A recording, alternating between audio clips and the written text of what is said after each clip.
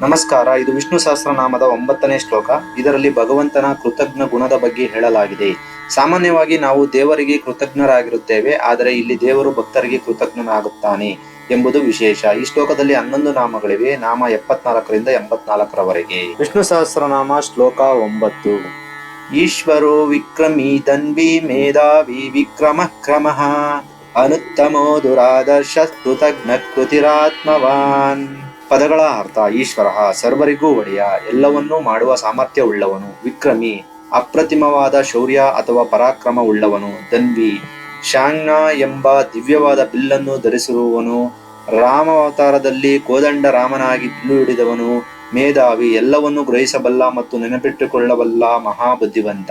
ವಿಕ್ರಮ ವಾಮನನಾಗಿ 3 ಲೋಕಗಳನ್ನು ಅಳೆಯಲು ವಿಕ್ರಮ ಹೆಜ್ಜೆ ಇಟ್ಟವನು.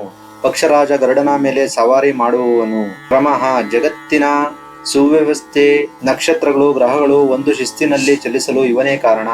ಅನುತ್ತಮಃ ಇವನಿಗಿಂತ ಉತ್ತಮರು ಯಾರೂ ಇಲ್ಲ, ಇವನೇ ಸರ್ವಶ್ರೇಷ್ಠ.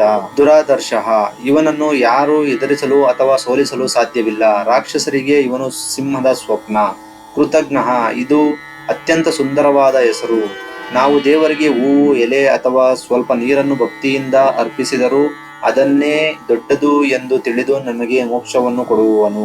ಭಕ್ತರು ಮಾಡಿದ ಉಪಕಾರವನ್ನು ನೆನೆಯುವವನು. ಕೃತಿ ಎಲ್ಲಾ ಕ್ರಿಯೆಗಳಿಗೂ ಮೂಲ ಕಾರಣ ಅಥವಾ ಫಲ ಸ್ವರೂಪ.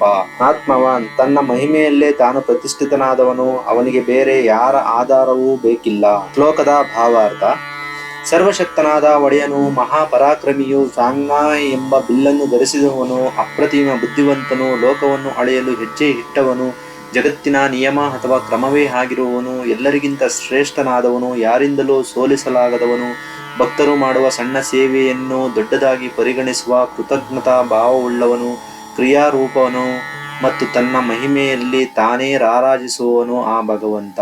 ಧನ್ಯವಾದಗಳು.